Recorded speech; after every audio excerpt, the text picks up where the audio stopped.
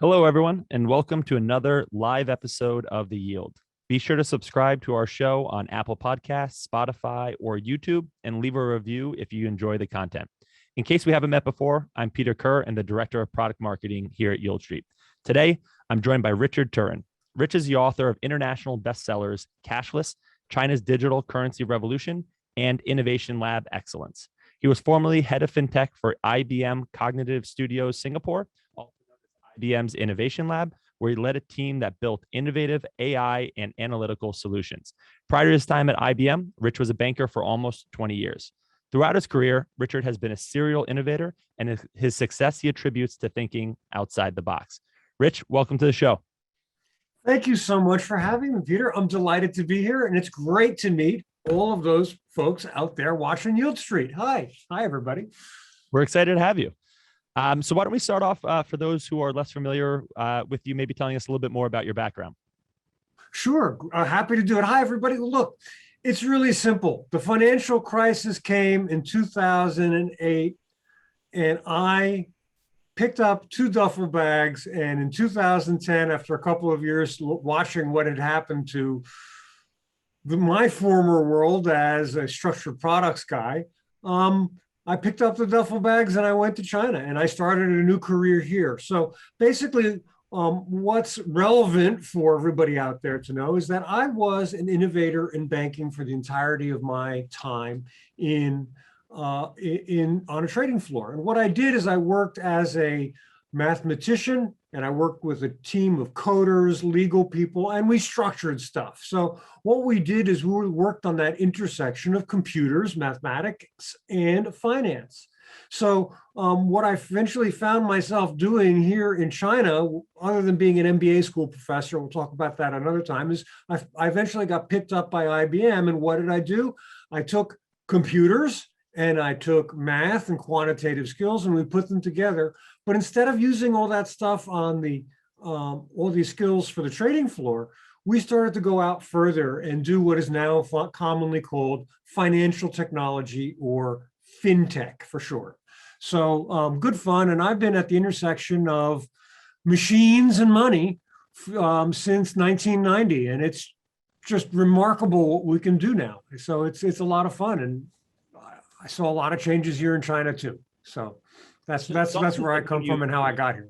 It's almost as if when you packed your bags, you made a decision on where you think your growth and probably the tailwinds that would support it were going to be better in China than they were in the U.S. Would you agree?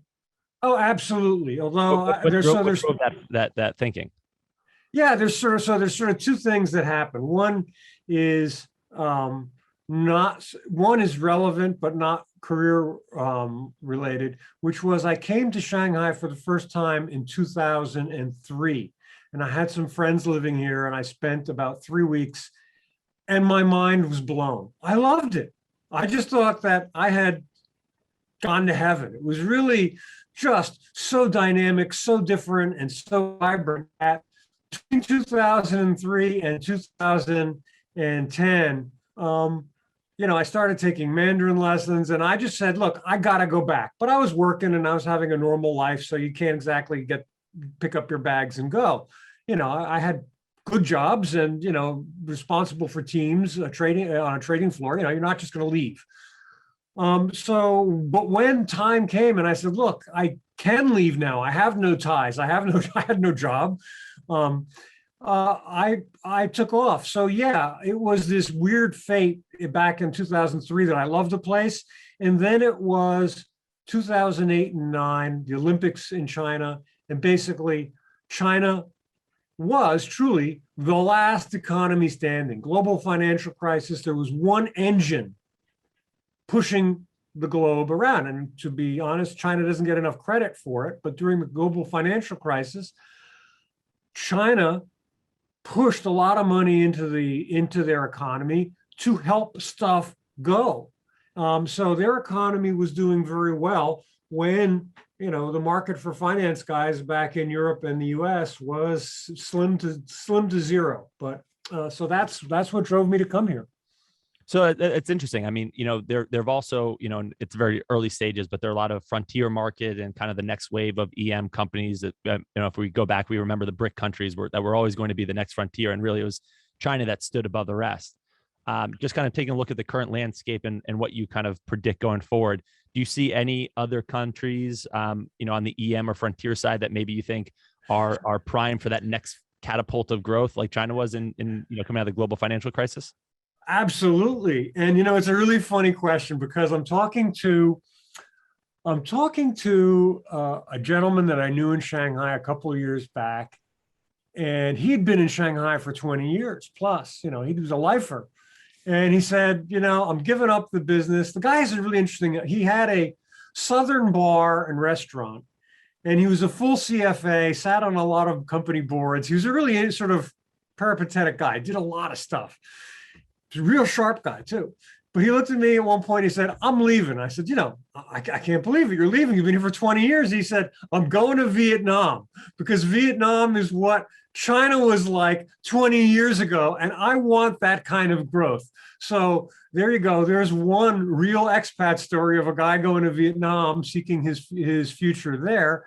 And other guys, I've known one in particular who was going to Cambodia, doing a lot of work in Cambodia. So, a lot of the smaller Southeast Asian countries are up and coming, and they call them the smaller tigers, I think. And, they're doing okay. Now with COVID, it's a very different world. I get that, but COVID will end someday. And when COVID ends, people will be going to Vietnam, potentially Cambodia. There's other places to go that are the new Shanghai or the new growth places. What do you think the key criteria are, though, that kind of set these smaller tigers up for success that maybe are parallel to what China had going for back in the post-financial crisis era? I think the big thing is dynamic growth because of chaos. And I know that's perhaps not the most technically sophisticated answer for a guy who spent most of his time working with complex derivatives and structured products.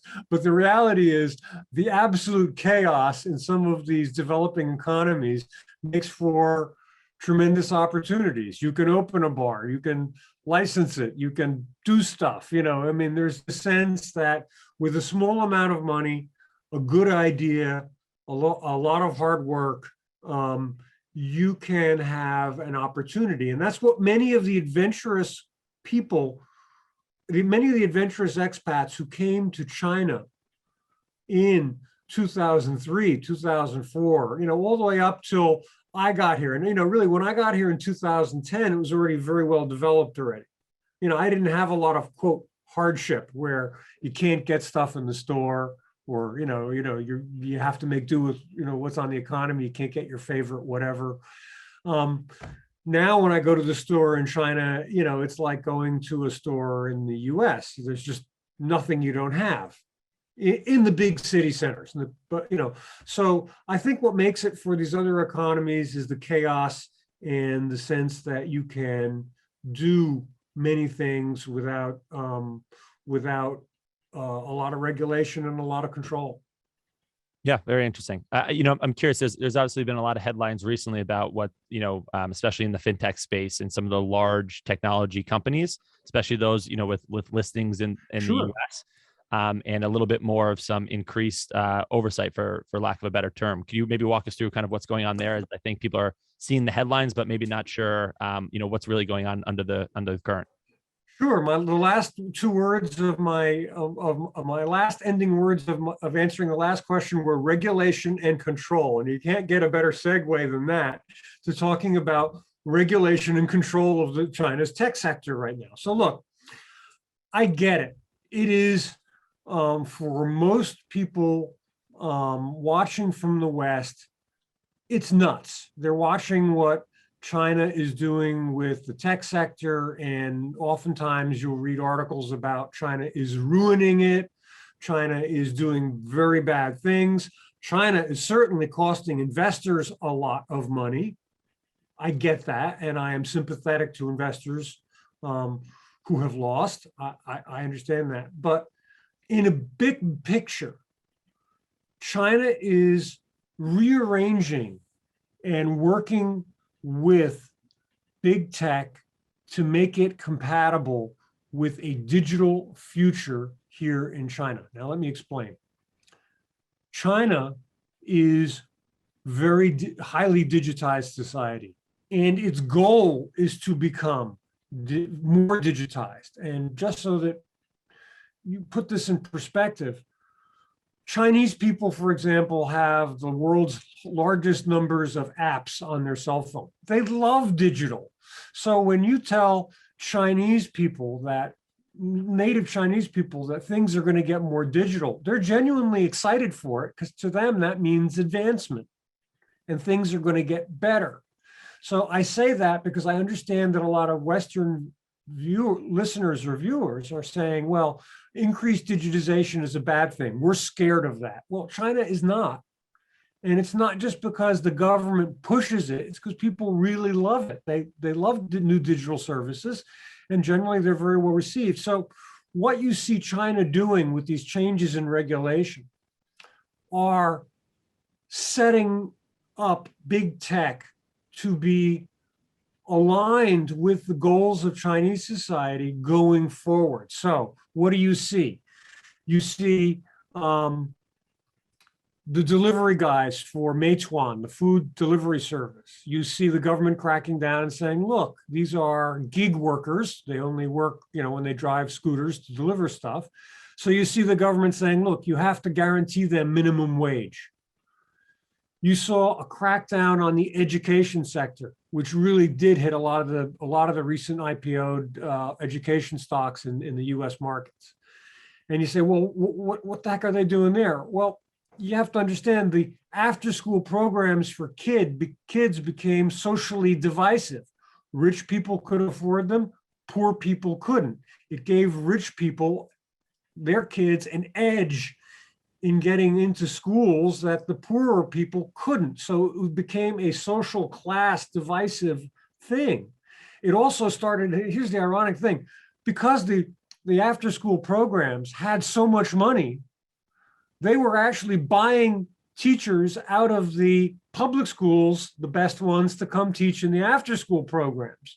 So it was starting to cause imbalances, not just in the social fabric between rich and poor. It was causing instability within the school systems because the best teachers were being hired away for after-school programs. So you say, well, that hurt stocks. Here, ready? This is the takeaway. The Chinese government does not care if foreign investors lose money. The way they look at it is this is a necessary societal reorganization. It is critical for long-term growth. And if you have a short-term loss, as far as the Chinese government goes, yeah, they don't like it. They understand, the Securities Regulatory Commission gets it's bad, but they look at this, well, as short-term. And that, yes, long-term, it will get better. So look at the words of guys like Ray Dalio who say, look, don't look at the wiggles. His exact words, don't look at the wiggles up and down, look long-term where China is going, and China's growing still. To that point, I mean, obviously, I think there's been concerns just about the growing credit growth within China, particularly on the private side. And obviously it's grown to be, multiples of GDP. And so the question then becomes, how does China transition to their next phase of growth when it's, let's say, less subsidized by government? How do you kind of see, China's dependence on credit growth kind of weaning while they also kind of foster some of their government target growth numbers? Okay, so when we talk about credit growth, let's talk about SME and personal credit growth rather than state enterprise or large corporate. So look, SME and private credit, that's been the domain of Ant Group and WeChat Pay, or Alipay and WeChat Pay. It's been their domain in that they are the ones that have fundamentally disrupted and changed the entire model that we use for lending by using digital lending, which is based on big data and the data stream that SMEs or individuals leave on the either WeChat platform or the Alipay platform, the two big platforms. So first thing let's acknowledge is that Ant Group in particular cracked the code. They cracked the concept of digital lending before anybody else on the planet. And it's profitable, no question about it. Now the question comes in is, just because you can lend, should you? And how much credit creation is too much or too little? And that invariably brings me to talk about Ant Group IPO, because people are wondering. And so the real big tech crackdown in China really started with Ant Group. And many say, where is Jack Ma? Where is Jack Ma? Jack Ma is playing. The Financial Times did a great article on Jack Ma. They actually traced his airplane. I saw that. Yeah. Did you see that? I was mind blowing. Yeah. They tracked his transponder, and he was going to Beijing a lot, and then he was down in Hainan a lot playing golf. So yes, Jack Ma faces something that, you see, look, people in the West don't get it. Let me give you an example. There was a star here called Fan Bingbing, and she misappropriated funds for she was a bad person. She misappropriated it. I don't think she really stole, but stuff went missing from a relief fund, all right? So her penance, to use a religious word, was to basically be blocked out of movies and other stuff for a year or so. And she's still around. Now she's being rehabilitated, and you can see her in more stuff. But Jack Ma is undergoing that same process, which is very foreign to Westerners, but to people in China, it's like, okay, it's like putting a kid in timeout. You go in timeout for about a year, and then after a year, you're going to see Jack Ma come out. He'll be rehabilitated. Look, everybody in China loves Jack Ma. Not everybody. Oh, there are people who really don't. Okay, let me make that clear. But generally, he is a respected person for what he did, and he will be rehabilitated. But he's going in this timeout box, which is a uniquely Chinese thing. We don't have it in the West. But that's what's going on. So let's go back to the Ant IPO real quickly. So look, many in the West look at the Ant IPO. They follow this following very simplistic narrative. Jack Ma went to what was called the Shanghai meeting and shot his mouth off. Regulators were very, very upset, and then they canned the IPO. That's simplistic. If you want to believe that, fine. I have no problem with it. Or you can believe this one. Jack Ma, the most connected guy in China, knew what was happening. And when he made pleas to the regulators, it was because he knew what was going on in the background, and it was his last-ditch effort. But as far as the regulators are concerned, the regulators probably were okay when Ant was coming in at a $200 billion valuation, probably okay at 220, 240, yeah. Suddenly the valuations for Ant Group were going up to 318. That was the peak. 318, 320 was about the peak. Now, hold on a second. If you look at Ant Group, there's only one real way for them to satisfy the investors, and that's to issue credit. Well, how much credit can you issue in China before you're basically creating debt slaves? So what the regulators were genuinely slow, no argument about that, but they were spooked. Regulators in China had just come off what's called the P2P crisis, which is $120 billion lost. That was not 50 years ago, that was 2016, 17, and they're still sorting it out to this day. So regulators are looking at what could be a potential credit explosion in China due to the Ant IPO and high valuations, forcing Ant to issue more. And frankly, that's one of the primary reasons why the IPO was called off. And I agree that the timing was terrible, no argument there, but that's what was behind the decision. So credit in China is a big deal. The good news is that we have new ways of getting credit, which are big data based and are convenient and easy and are still around. You know, they didn't go away, and people and small businesses are making use of them, and they're helping a lot of people. That's the good news. So you know, one of the things that underpins a lot of that conversation was kind of fintech, and it was one of the themes of today's conversation. So I'm curious, you know, just generally speaking, you know, how do you think fintech will continue to change, you know, how we manage our finances, including how we invest? Absolutely. And look, and that's, you know, that's sort of why I wrote my book Cashless, because what I saw happening in China on the two major platforms, Alipay and WeChat Pay, are a model. They're a blueprint for where we're going in the future in the United States. And you say, well, how could that be? First of all, disclaimer, I get it. The companies aren't the same, and not all the technology is going to be the same between the US and China. I understand there's regulatory differences, but here's what will happen. In China, through Alipay and WeChat Pay and the ability to send your money freely and immediately all across China, you have the ability to pick where you want to put your money. And it changes your fundamental relationship with cash, money. Cash we don't use. The book is called Cash. My book is called Cashless because I haven't touched cash in years here.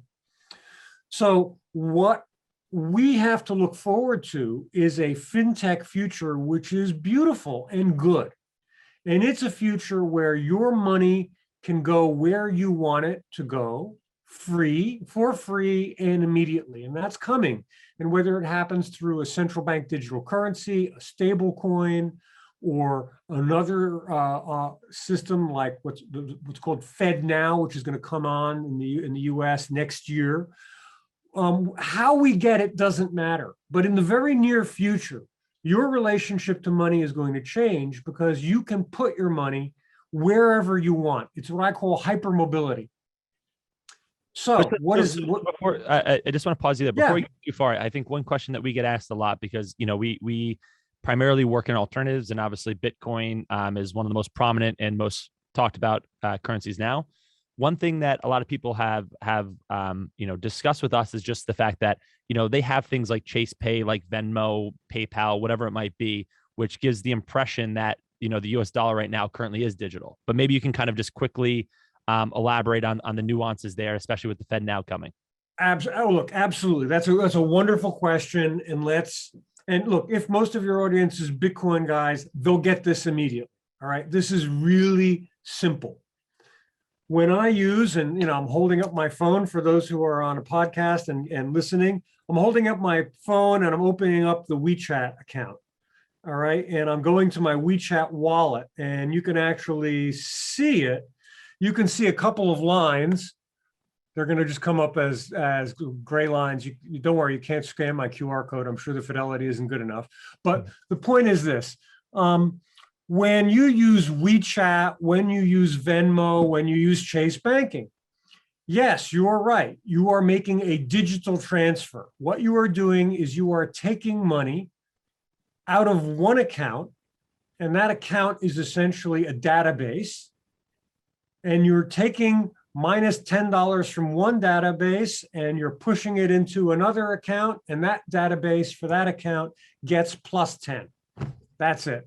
It's low tech, it's great, it works, no problem. So that's traditional when we talk about money is digital. And I have a lot of old school folks who argue this, well, my money's already digital, why do I need more? Ready? The next iteration, which is central bank digital currency, which is to a degree, and I don't want to fight people on this, is Bitcoin.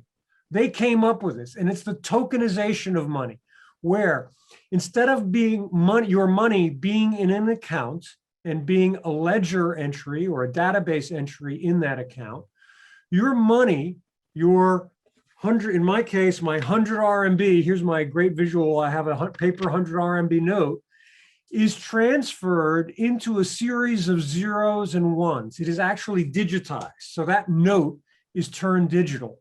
So when I pay somebody with my phone, and this is what's going to happen in China very soon. Central bank digital currency in China is already in trial, and we have a feature where we can take one phone and we can put it next to another phone. And the two phones don't need to have signal. They can just be in the middle of nowhere with no signal, and you can transfer money from one to the other. Now you say, well, how does this work? So here's the visualization. Ready? The money is on the phone. That's the simplest way to put it. Now, what does that mean?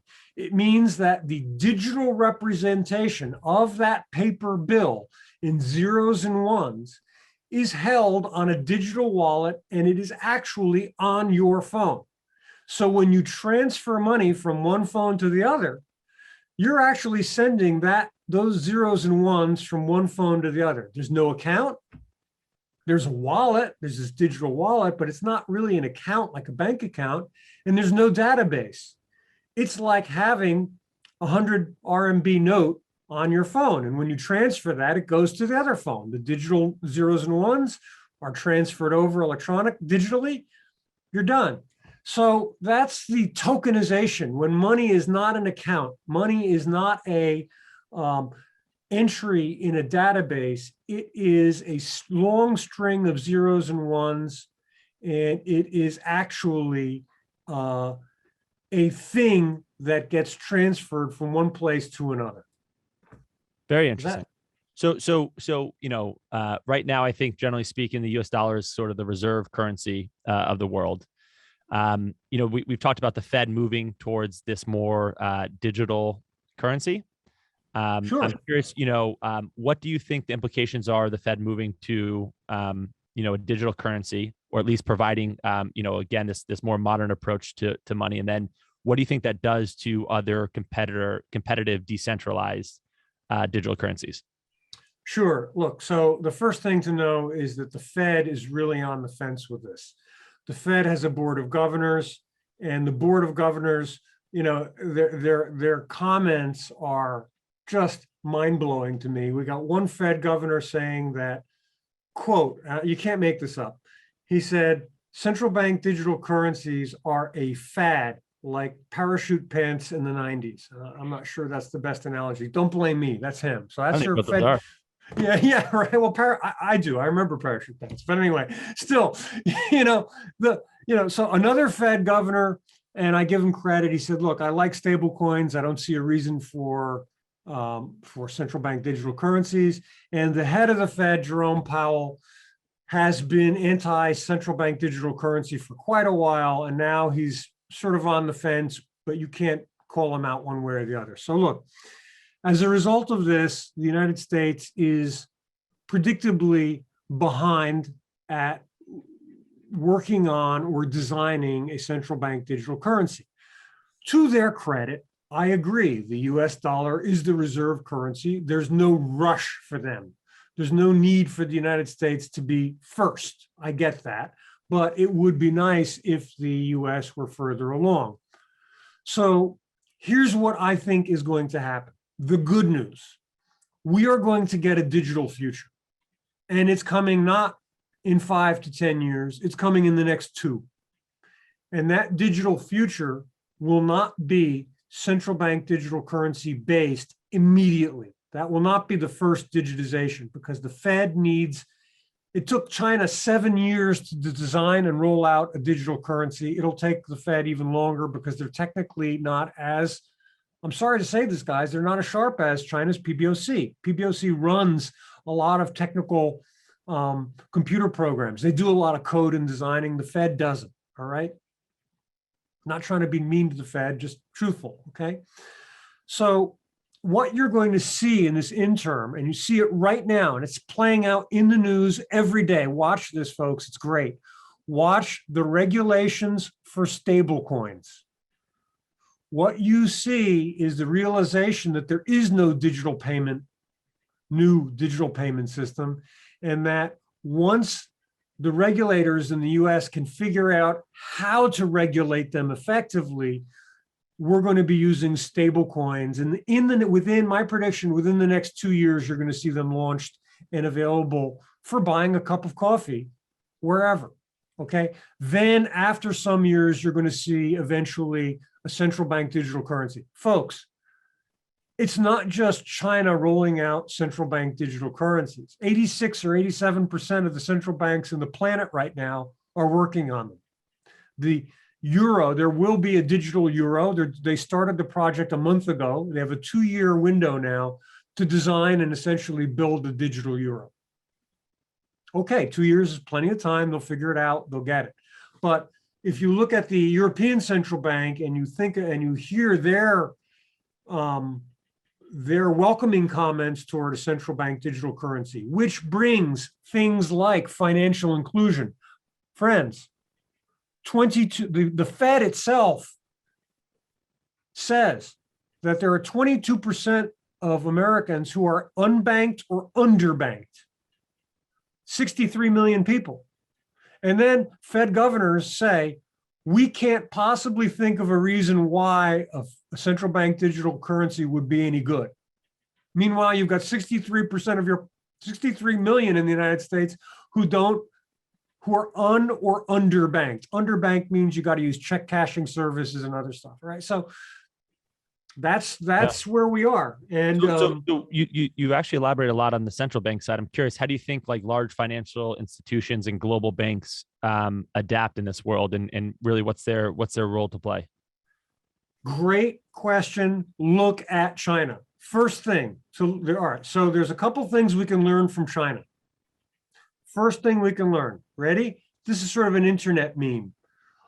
When big tech, if they became banks, they'd kill all the banks. They'd, bankrupt JP Morgan because everybody would run. It happened in China. WeChat and Alipay are the equivalent of Amazon and they're the equivalent of Facebook. Banks are still here. They're doing fine.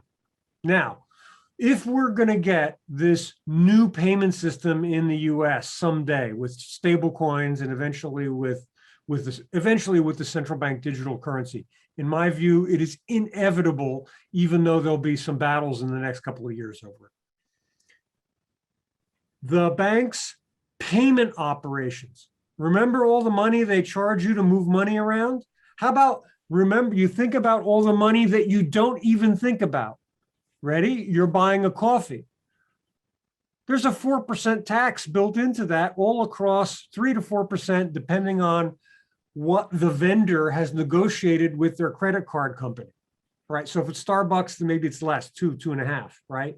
But if it's a typical mom and pop coffee shop, why do you think they don't take American Express when when American Express charges them 6% vendor fee? So that's a hidden tax on everything that we pay. So I wrote this today on LinkedIn, so it's kind of funny. So here we go. We use credit cards. We love credit cards in the States.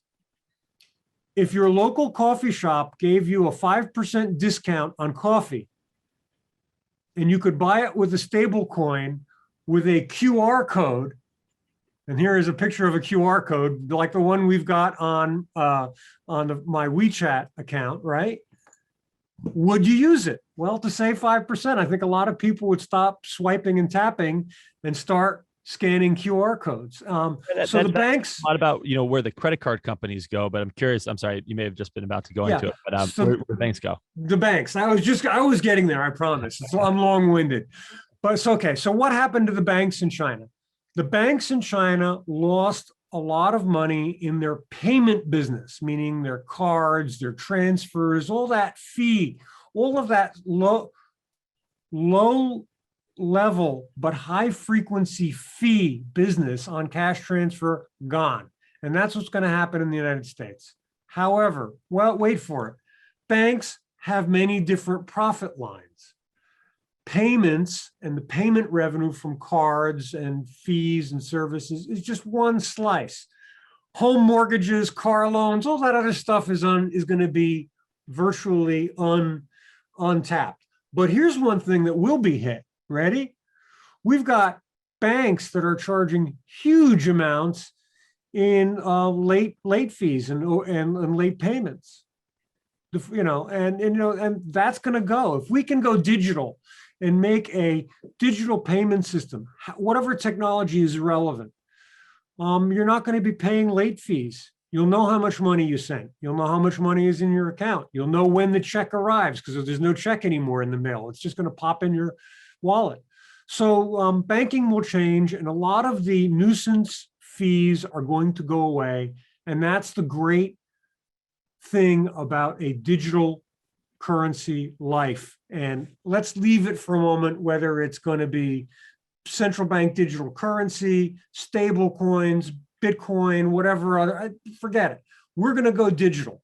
How we crack that problem doesn't matter. When you go that way, your life will be made better. How do I know this? I live in China. I don't have any cash. My life is fully digital for money. And you know something? It is truly wonderful, and it's something to look forward to. Rich, we're getting close on time here. I Sure. do want to ask you about your real estate investments, because that's something that's near and dear to the heart of many of our Sure. listeners. But before that, I do want to just give you an opportunity. As I mentioned at the start, you've written 2 books, Cashless, China's Digital Currency Revolution, which we've obviously spent a lot of time on. But you've also written another book, Innovation Lab Excellence. I do. I just want to maybe give readers a sense of both those books and maybe what they cover quickly, and then we can go into your real estate investment. Sure, just real quickly. So look, folks, I have 2 books out, and the latest one is called Cashless, and it's all about China's digital currency revolution, and it's available on Amazon. It's a bestseller. It's got 60-something 5-star reviews right now, and it is the only book about China's central bank digital currency. And if you're thinking, I don't care about central bank digital currency, I don't care about China, let me reframe this. This book will tell you what your cashless future will look like. And that's the thing. So if you want to know what this digital world that I live in looks like, and with that you will soon have, read Cashless. The other book is called Innovation Lab Excellence, and I headed IBM's Innovation Lab, and I headed innovation teams for 18 years when I was in banking.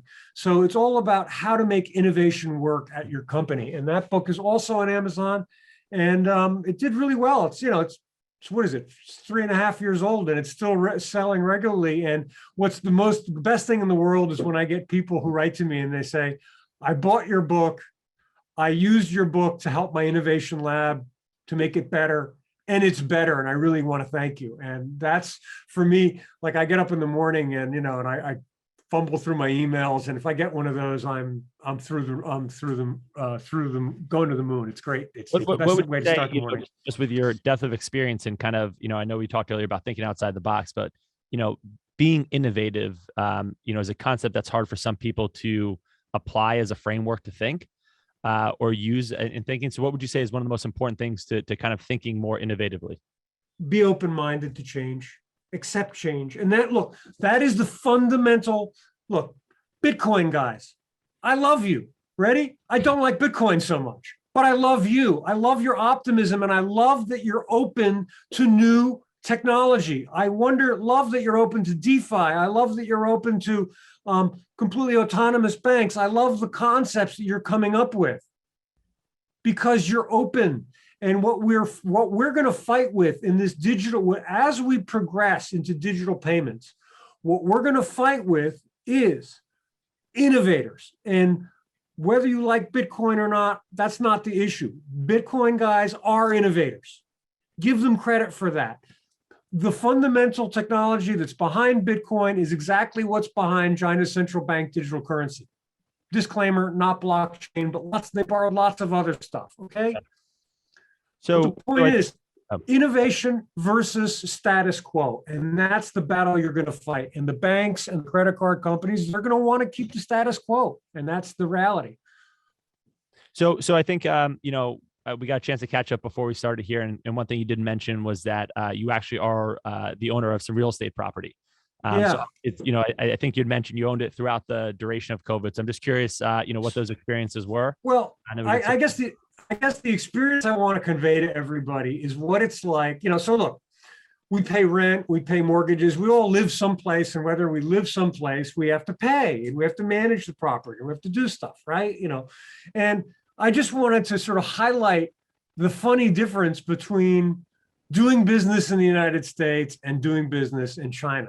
So I'm a renter in China, and it's just really funny, but we pay everything digitally. So if I pay my rent, I pay it digitally. If my landlord has to pay me returning some security deposit, it's digital. So the old joke about real estate is the check is in the mail, right? Well, that's gone. So, when I work in the US with our own properties, it's all about waiting for the money to come in. And we're still waiting for checks to come in. And when we have to accumulate bills, all right, from vendors who fix stuff, plumbers, whatever, right? Well, we have to wait for them to bill us. And the billing cycle is whatever it is for that particular tradesman. So you've got this long lag time for the bills to come in. If you've got triple net leases, you've got to send out the bills, but you don't know how much because that guy hasn't billed you yet. So you've got this really elastic concept of accounting where things go in and out. And it's just really amazing because here in China, the bill is simply, the guy gets his phone out, types a few things on a note on the back, and boom, you've got electronic billing. All right, if you don't want to pay at that moment, you don't have to. But in most cases, it's like, okay, I got the bill, boom, there you just paid. So all of these, property maintenance issues, especially having to do with lag time for payments and receiving, boy, it's a really different world. And, paying mortgages, everything is, yeah, all right, I get it. I've got digital payment, I've got auto payment, queued in for my mortgage back in the States. I get that. Not the same. Everything here, taxes, everything is actually done digitally and done immediately. And it's really mind-blowing. So it makes property management, a really different ballgame. And I wanted to talk about that only because I saw some of your previous podcasts, you're talking about real estate. And if there are any real estate fans there, you will love this coming digital world. Unless, of course, you're taking cash for rent and you're hiding it, in which case the digital world will not be your friend. But I do not condone illegal activities. We had two more questions that came in, and then they'll wrap up. Just curious for a quick response to both of these. The first is a confirmation on whether the digital currencies or central bank digital currencies will be on the blockchain. Let's confirm this. China's central bank digital currency will not be based on a blockchain. Let me explain why. It's really simple. China has 1.4 billion people. And when they buy stuff during China's version of Christmas, which is really called Singles Day, which is 11/11, 11/11, right? During the peak, Alipay processes 500,000 transactions per second. Now, let's put this in some kind of perspective because, it's a big number. And I think most people say, well, okay, dividing a second into 500,000 units is pretty small. The Visa and the MasterCard networks in the US and Europe, depending on whose statistics you get, process between 50 and 70,000 transactions per second. So China's on a different level. And when they started building their central bank digital currency, which started in 2014, there was no Ethereum 2.0, which is still not out yet. But, at least, you can look at Ethereum 2.0 and people will say, look, it can clock in at 200,000 or 300,000 transactions per second. Great. But that's really bleeding edge technology, and blockchain technology that can peak at 500,000 transactions per second. I don't want to say it doesn't exist because somebody is going to say, yes, mine does. I get that. And I know there are fast blockchain protocols out there. But for a central bank, they only use bulletproof, proven technology. the only way to do it for them with these high throughput numbers is with a traditional database provided by Ant. They're going to build it on Oceanbase, which is Ant's technology. So what it does use UTXO for Bitcoin fans. So your wallets are UTXO. It does use tokens. It's tokenizing money. It does use lots of hashing for the security all through.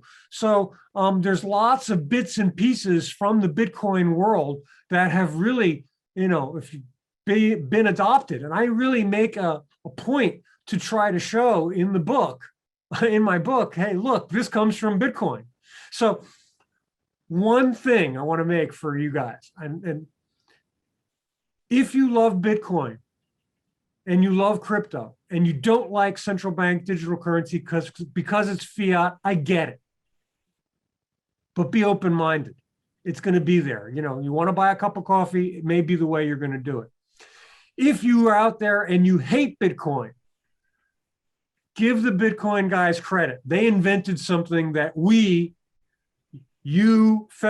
central banks are now adopting bits and pieces of, if not in other countries that are going blockchain, entire systems. So give them some credit. And, I hope these worlds can somehow come together and sort of like work together rather than, I really hate fiat. I get it. We all know the overprinting is an issue. It's in the newspaper every day. And yes, I get it. Bitcoin goes up and down 20 or 30%. That's not great either. But try to make these groups come together and at least acknowledge that there's good stuff on both sides of the fence. That's great. And probably a great place for us to wrap up. Richard, just for disclosure purposes, we did talk about a lot of publicly traded stocks. Are you an owner of any of the stocks that we discussed? That's an interesting question. Right now, I am not an owner of any of these stocks individually. They may be, I used to have securities licenses. So I am not presently an owner of any individual stock referenced. I may, however, hold positions in ETFs or other mutual funds. I am in a similar boat. I don't own any directly, but certainly might have more indirect exposure through a fund of some kind. So Richard, thank you again for taking the time. For all of our listeners, please make sure to listen to other episodes of The Yield and visit and subscribe on Apple Podcasts, YouTube, and Spotify. For any questions on Yieldstreet, please visit www.yieldstreet.com or email us at investments@yieldstreet.com. Rich, thank you again. Wonderful conversation, and we appreciate you taking the time. Peter, thanks so much for having me. Thanks to all the Yieldstreet listeners or viewers, and I love you all, and go cashless. Your cashless future is a good one. Don't be afraid of it.